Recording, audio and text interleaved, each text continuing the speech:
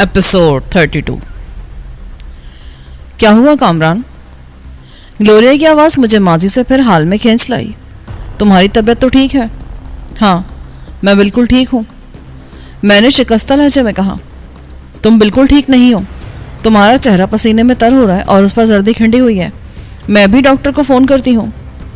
Take it easy Gloria, मैं बिल्कुल ठीक हूँ, बस मुझे ज़रा एक गिलास पानी और कॉफ़ी पिलवा दो। और यहाँ तुम डॉक्टर को कैसे और किस हैसियत में बुलाओगी? मैंने हंसकर पूछा। मेरी बात सुनकर ग्लोरिया बेसाख्ता मुस्कुराने लगी। ग्लोरिया कभी कच्ची गोलियां नहीं खिलती। मैं स्कोटी में मिस्टर मॉरिसन की बेवा की हैसियत से रहती हूँ। मिस्टर मॉरिसन का ताल्लुक यूनान से था और वो अरबपति थे। 2 बरस पहले उनका इंतकाल हुआ है और किसी सरफिरे सुराग रसा ने तुम्हारी इस मनगढ़ंत कहानी की तस्दीक कर ली तो क्या तस्दीक हो जाएगी? मिस्टर मॉरिसन का ताल्लुक वाकई यूनान से था। 2 बरस पहले उनकी लाश समंदर में डूब गई थी। और उनकी बेवा? अब मैं संजीदगी से सवालात कर रहा था। उनकी बेवा तुम्हारे सामने तो बैठी है। मजाक मत करो ग्लोरिया, मैं संजीदा हूँ। मैं कब मजाक कर रही हूँ? मैंने वाकई मिस्टर मॉरिसन से शादी की थी और 1 हफ्ते के अंदर अंदर उनकी लाश हादसे का शिकार हो गई थी। मैं सिर्फ उनकी दौलत पर कब्जा करना चाहती थी क्योंकि वो दुनिया में बिल्कुल तन्हा थे। इस वाक़े की खबर तंजीम को भी नहीं है कि मिसेस मॉरिसन ही ग्लोरिया है। ये काम तो मैंने अपने तौर पर किया था और हादसे के वक्त मैं वहाँ से सैकड़ों मील दूर लॉस एंजलिस में थी। अखबारात में उनकी बेवा की तस्वीर भी शाया हुई थी, मगर दूसरे हुलिये में।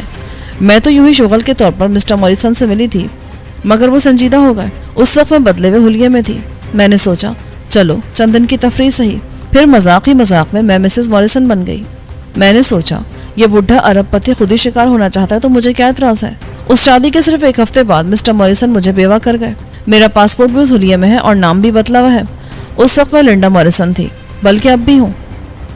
ये तुम्हारी खाम ख्याली है ग्लोरिया कि तंजीम को इस बात का इल्म नहीं होगा। जिस तंजीम में फर्डी और बेलमंडू जैसे अफराद मौजूद हों वो इतनी बेखबर नहीं होती। ग्लोरिया ठीक कह रही है, ये वाकया मेरे इल्म में भी नहीं है। असल में ग्लोरिया इस इलाके की निगरान थी। बड़े ओहदेदारों पर तंजीम कभी शुबा नहीं करती। मिसेस मॉरिसन की तस्वीर मैंने भी अखबारात में देखी थी, मगर मुझे ये वहम भी नहीं था कि ये लिंडा मॉरिसन ग्लोरिया ही है। अगर किसी दूसरे को इल्म होता तो वो कम अज़ कम मुझसे इसका तस्करा ज़रूर करता। सबसे पहले तो तंजीमी ग्लोरिया से दौलत हथियाने की कोशिश करती। तुम मिसेस मॉरिसन हो तो अब उसी हुलिये में रहो। ग्लोरिया फिर हंसने लगी। मिसेस मॉरिसन यहाँ मुस्तकिल कब रहती है? वो तो अपने कारोबार के सिलसिले में दुनिया भर में घूमती फिरती है। यहाँ तो उसके सेक्रेटरी और दूसरे लोग हैं जो पाकिस्तान में उसके कारोबार की निगरानी करते हैं। उसकी सेक्रेटरी का हुलिया अलबत्ता मैं अख्तियार कर सकती हूँ। ग्लोरिया ने एक नई बात बताई थी, मगर मुझे खतरा था कि इतनी अहम बात तंजीम की नज़रों से पोशीदा कैसे होगी। फर्डी ने गो के उसके बयान की तस्दीक कर दी थी, मगर इसके बावजूद तंजीम के कारकुन दुनिया के गोशे गोशे में मौजूद थे। तुम्हारे पास वो यूनानी पासपोर्ट तो होगा जिसमें तुम लिंडा मॉरिसन हो? वो पासपोर्ट मैं बैंक में रखती हूँ, मगर यह भी इत्तेफाक है कि मैंने कल ही वो पासपोर्ट बैंक लॉकर से निकाला है। शायद तुम्हें अब तक मेरी बात का यकीन नहीं आया। ये कहकर ग्लोरिया उठी और कमरे से बाहर चली गई। थोड़ी देर बाद वो लौटी तो उसके हाथ में एक पासपोर्ट था। मैंने पासपोर्ट लेकर उस पर जिस पर तस्वीर देखी तो मारे हैरत के गुंग रह गया। वो किसी निग्रस की तस्वीर थी। कलर्ड तस्वीर में उसकी सैरंगत वाज़ेह थी। उसके बाल बहुत ज़्यादा घुंघरियाले थे और होठ भी ग्लोरिया से बिल्कुल मुख्तलिफ थे। सिर्फ एक चीज़ ऐसी थी जो पहचानी जा रही थी, और वो थी ग्लोरिया की रोशन और ज़हीन आंखें। मैंने तस्वीर का बकिया हिस्सा छुपाकर आंखों का जायजा लिया तो मुझे आंखों के साथ साथ पेशानी में भी ग्लोरिया की मुशाबहत महसूस हुई। तुम्हारी तसल्ली के लिए एक और बात बता दूं कि अखबारात के लिए तस्वीर निकलवाते वक्त मैंने बड़े फ्रेम और तारीक शीशों के सनग्लासेस इस्तेमाल किए थे। फर्डी ने पासपोर्ट की तस्वीर देखी तो वो बेयकीनी से ग्लोरिया की तरफ देखने लगा, फिर बोला, तो वो निगरस तुम थी जिससे यूनानी अरबपति ने शादी की थी? यूरोप और अमेरिका के अखबारात ने इस खबर को बहुत उछाला था कि 75 साल यूनानी अरबपति अमेरिकन ब्लैक क्वीन लिंडा से शादी कर रहा है। अखबारात ने खुद ही उसे ब्लैक क्वीन का खिताब दे दिया था। फिर वो कुछ सोचकर पुरजोश अंदाज में बोला, लिंडा मॉरिसन के बेवा होने के बाद तंजीम ने उसे भी अपने जाल में फंसाना चाहा था, मगर जाहिर है लिंडा उनके हाथ कैसे लगती। वो तो खुद ग्लोरिया की हैसियत से उसे तलाश कर रही थी। गोया तुमने इतनी अहम बात अब तक मुझसे छुपाई। मैंने शिकायती लहजे में कहा, ऐसा कभी मौका ही नहीं आया। पहली बार तो हम सुकून से यहाँ बैठे हैं। तुमसे छुपाना होता तो अब भी ना बताती। अरे यार, तुम्हारी इस गुफ्तगू में वो कॉफ़ी तो रह ही गई। फर्डी ने मौजू बदलना चाहा। कॉफ़ी भी मिल जाएगी, ग्लोरिया ने कहा और फर्डी की पुश्त के साथ लगा हुआ एक पुश बटन दबा दिया। फौरन एक मुलाजिम नमूदार हुआ। उसे देखकर मुझे हैरत का शदीद धचका लगा। वो खुदा डिनू था। اس کے جانے کے بعد گلوریا نے بتایا کہ ہمارے وہاں سے نکل آنے کے بعد بیلمنٹو نے اپنے ذرائع سے پولیس کے ذریعے اس بنگلے پر چھاپا مارنے کا بندوبست کیا تھا۔ چھاپے کے دوران میں پولیس والوں نے خدا ڈینو کو بھی گرفتار کر لیا تھا۔ پولیس والوں کو وہاں کوئی نہ ملا تو وہ خدا ڈینو کو ہی لے گئے تھے۔ بعد میں اس کے مالک نے اسے چھڑا تو لیا، مگر اس کے ساتھ ہی اسے نوکری سے بھی نکال دیا۔ یہ مجھے ایک دن صدر میں گھومتا نظر آیا، میں اسے یہاں لے آئی۔ ہمیں اسی قسم کے بااعتماد لوگوں کی ہی تو ضرورت ہے۔ پولیس نے اس پر تشدد کی انتہا کر دی، مگر اس نے یہ نہیں بتایا کہ وہاں کون لوگ مقیم تھے، حالانکہ ہم نے وہاں ایسے نشان چھوڑے تھے کہ خدا ڈینو وہاں ہماری موجودگی سے انکار بھی نہیں کر سکتا تھا، مگر اس نے زبان نہ کھولی۔ پھر شاید علی مراد کے کہنے پر خدا ڈینو کے مالک نے اسے پولیس سے چھڑایا تھا، ورنہ یہ اب بھی CIA کی تحویل میں ہوتا۔ خدا ڈینو دوبارہ ایک ٹرالی دھکیلتا ہوا کمرے میں داخل ہوا۔ ٹرالی پر کافی کے ساتھ ساتھ دوسرے لوازمات بھی موجود تھے۔ میں اس دوران میں نہا دھو کر فریش ہو چکا تھا۔ کئی سینڈوچز اور 2 کپ گرما گرم کافی پینے کے بعد میں نے 2 گولیاں پیناڈول کی لیں اور اس کمرے میں جا کر لیٹ گیا جو گلوریا نے میرے لیے منتخب کیا تھا۔ کمرہ ہر طرح سے آراستہ تھا، وال ٹو وال کارپٹ، قیمتی پردے، خوبصورت اور نادر و نایاب ڈیکوریشن پیس۔ کمرے کی دیوار پر فریم کی ہوئی گھوڑے کی پینٹنگ اتنی خوبصورت تھی کہ اسے دیکھ کر بے اختیار آرٹسٹ کو داد دینے کو جی چاہتا تھا۔ ایسا لگتا تھا جیسے وہ گھوڑا تصویر میں سے نکل کر ابھی ہنہنانا شروع کر دے گا۔ میں اس تصویر کو دیکھتے ہی دیکھتے نہ جانے کب سو گیا۔ وہاں بہت سے لوگ کھڑے تھے، مگر وہ سب چہرے میرے لیے اجنبی تھے۔ ان کے تیور مجھے اچھے نظر نہیں آ رہے تھے۔ اچانک مجھے سر پر دوڑتا ہوا گھوڑا دکھائی دیا۔ میں درختوں سے گھری ہوئی ایک پگڈنڈی پر کھڑا تھا۔ گھوڑا یوں سرپٹ میری طرف بھاگ رہا تھا جیسے وہ مجھے اپنے سومو تلے رونڈ ڈالے گا۔ جو ہی وہ میرے نزدیک پہنچا، میں اچھل کر ایک طرف ہوا اور پلک جھپکتے میں اس کی پیٹھ پر سوار ہو گیا۔ مجھے گھڑ سواری کا تجربہ تو تھا، مگر گھوڑے کی ننگی پیٹھ پر کبھی سواری نہیں کی تھی۔ میں بار بار دائیں بائیں پھسل رہا تھا۔ گھوڑا انتہائی سرکش تھا، مگر میں نے کسی نہ کسی طرح اسے قابو کر ہی لیا تھا۔ اچانک ایک موڑ سے گھڑ سوار نمودار ہوا۔ اس کے ہاتھ میں پرانے زمانے کے جنگجو سپاہیوں کی طرح کا نیزہ تھا۔ اس نے چیخ کر کچھ کہا، مگر میری سمجھ میں نہ آیا۔ پھر اچانک مجھے ایسا لگا جیسے میرا دایاں شانہ اکھڑ گیا ہو۔ تعقب کرنے والے نے پیچھے سے نیزہ مجھے کھینچ مارا تھا۔ میں نے گردن گھما کر دیکھا، نیزہ میرے شانے میں پیوست ہو کر آر پار ہو گیا تھا۔ نیزہ کھاتے ہی میں زمین پر گرا اور بے اختیار میرے حلق سے چیخ بلند ہوئی۔ پھر کوئی مجھے پوری طرح جھنجھوڑنے لگا۔ کیا ہوا کامران؟ احسان مجھ پر جھکا ہوا پوچھ رہا تھا۔ اس کے چہرے پر تشویش کے آثار تھے۔ میں نے بے اختیار بائیں ہاتھ سے اپنے جسم ٹٹولا کہ نیزہ نکالوں، مگر وہاں تو کچھ بھی نہیں تھا۔ کیا تم نے پھر کوئی خواب دیکھا ہے کامران؟ احسان نے پوچھا، پھر ہنس کر بولا، آئندہ سے تم بیڈ کی بجائے نیچے سویا کرو۔ بیڈ سے گرنا کبھی کبھی بہت تکلیف دیتا ہے، یا میں ایسا کرتا ہوں کہ تمہارے لیے خصوصی بیڈ بنوا لیتا ہوں، بچوں والے بیڈ کی طرح جس میں چاروں طرف حفاظتی فریم ہوتا ہے۔ میں اٹھ کر دوبارہ بیڈ پر بیٹھ گیا اور اس سے ایک گلاس پانی مانگا۔ آنکھ کھلتے مجھے احساس ہو گیا تھا کہ میں کراچی میں نہیں بلکہ بھارت کے شہر الہ آباد میں ہوں اور یہاں کی تمام خفیہ ایجنسیاں میری تلاش میں ہیں۔ میری وجہ سے ان لوگوں پر مصیبت بھی آ سکتی ہے۔ اسی وقت مسجد سے اللہ اکبر کی صدا بلند ہوئی تو احسان اٹھ کھڑا ہوا اور بولا، میں ذرا نماز پڑھ لوں، تم سونا چاہو تو دوبارہ سو جاؤ، نیند نہیں آ رہی تو میں کافی بنوا دیتا ہوں۔ میرے جی میں نہ جانے کیا آئی کہ میں نے احسان سے کہا، آج میں بھی نماز پڑھوں گا۔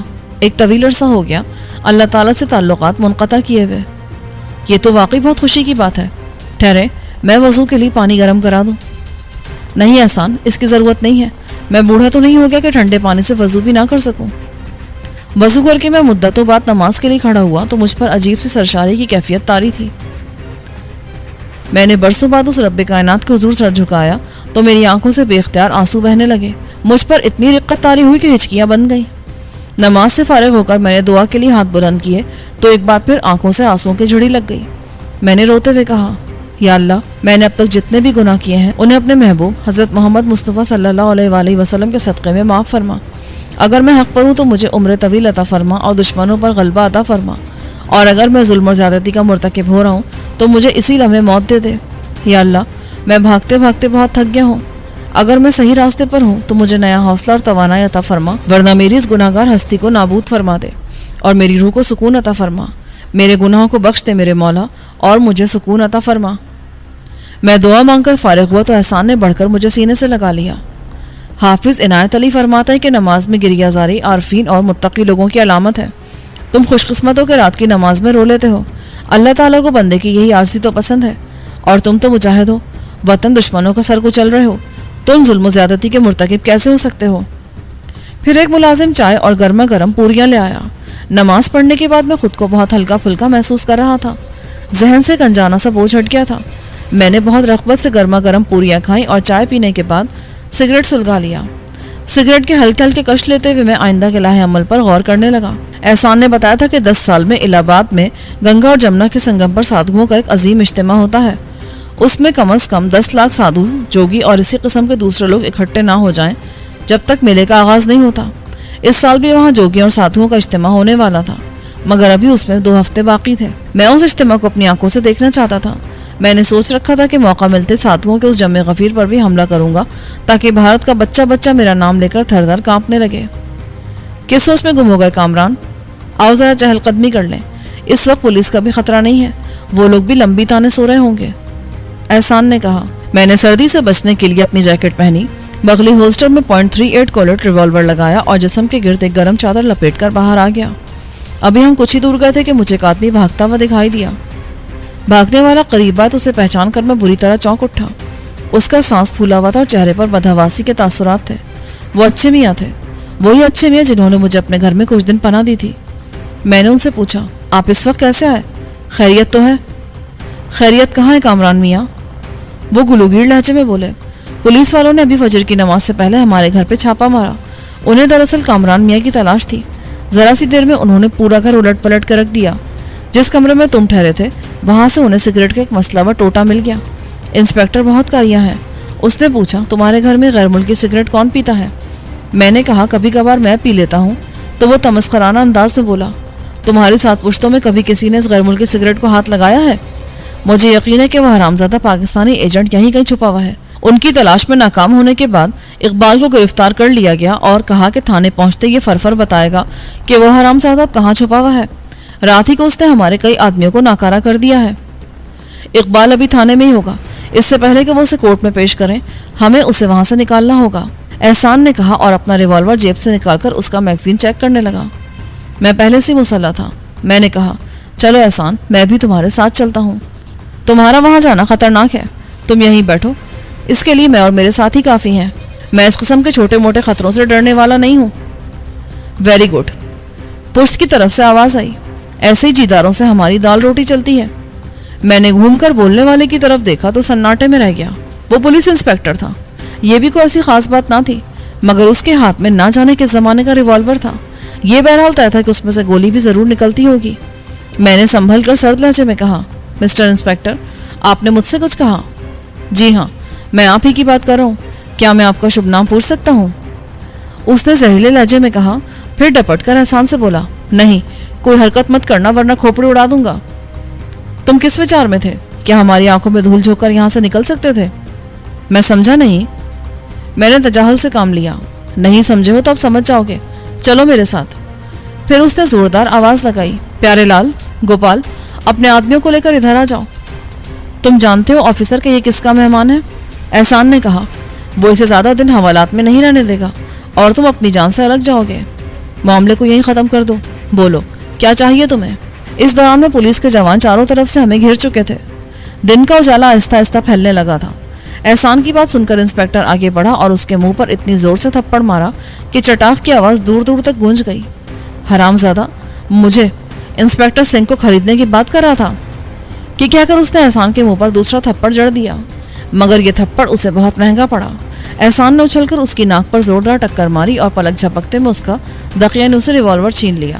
پھر وہ ڈپٹ کر بولا، اپنے آدمیوں سے کہو کہ ہتھیار پھینک دیں ورنہ کم از کم تم ضرور جاؤ گے جان سے۔ اپنے ہتھیار پھینک دو، انسپیکٹر نے اپنے آدمیوں کو حکم دیا۔ اس کی آواز میں صدمے اور بے بسی کی جھلک تھی۔ ان لوگوں نے جو ہی رائفلیں پھینکی، میں جھپٹ کر آگے بڑھا اور جلدی جلدی رائفل سمیٹنے لگا۔ وہ تعداد میں 6 تھی۔ تمہارے پاس جیپ تو ضرور ہوگی انسپیکٹر، اب ہمیں اس جیپ تک لے چلو۔ یہ تم اچھا نہیں کر رہے ہو، انسپیکٹر نے بے بسی سے کہا۔ یہ سوچنا تمہارا کام نہیں ہے، جلدی کرو اور ہمیں جیپ تک لے چلو، احسان نے کہا۔ میں نے کانسٹیبل کی بیلٹ اتروائی اور رائفل سے گٹھا سا بنا کر انہیں بیلٹ میں باندھ دیا۔ پھر اسی کانسٹیبل کو وہ گٹھا سر پر رکھنے کا حکم دیا۔ اس نے منہ میں گندی سی گالی دی اور رائفل اٹھا کر سر پر رکھ لی۔ بقیہ کانسٹیبلز کو میں نے زمین پر اوندھا لیٹنے کا حکم دیا اور الٹے پیروں جیپ کی طرف بڑھنے لگا۔ اچھے میاں حیرت سے گنگ ہمیں دیکھ رہے تھے۔ اچھے میاں، آپ جائیں، ہم تھوڑی دیر میں آپ کے بھائی کو لے کر آتے ہیں۔ نہیں کامران میاں، اب تم تھانے کی طرف مت جانا، وہاں سے تم بچ کر نہیں نکل سکو گے۔ انہوں نے ایک نظر انسپیکٹر کو دیکھا، پھر بولے، میرے بھائی کو یہ لوگ زیادہ دن تک قید میں نہیں رکھ سکتے، میں پولیس پر حبس بیجا کا مقدمہ کر دوں گا۔ انسپیکٹر طنزیہ انداز میں ہنس کر بولا، یہ ہندوستان ہے، یورپ یا امریکہ نہیں، تمہارے بھائی کی تو لاش تک کا سراغ نہیں ملے گا، اب اسے تو ہی وہاں سے نکالے گا حرامزادے۔ احسان نے غضبناک لہجے میں کہا، ورنہ میں تیرے پورے خاندان کو ختم کر دوں گا۔ اسے تھانے لے جانا مناسب نہیں ہے، ہم اسی کو یرغمال بنا کر اچھے میاں کے بھائی کو چھڑائیں گے، میں نے کہا۔ اس دوران میں کانسٹیبل نے تمام رائفلیں جیپ میں ڈھیر کر دیں۔ اجالا پھیلتا جا رہا تھا۔ میرا ذہن اس صورتحال پر بہت تیزی سے غور کر رہا تھا۔ اگر ہم انسپیکٹر کو لے بھی جاتے تو فوراً ہی اس کے اغوا کی اطلاع پولیس کو مل جاتی، پھر پورے الہ آباد کی پولیس ہمارے پیچھے لگ جاتی، وہ لوگ چشمے زدن میں شہر کی ناکہ بندی کر دیتے اور ہم لوگ کسی چوہے کی طرح پکڑے جاتے۔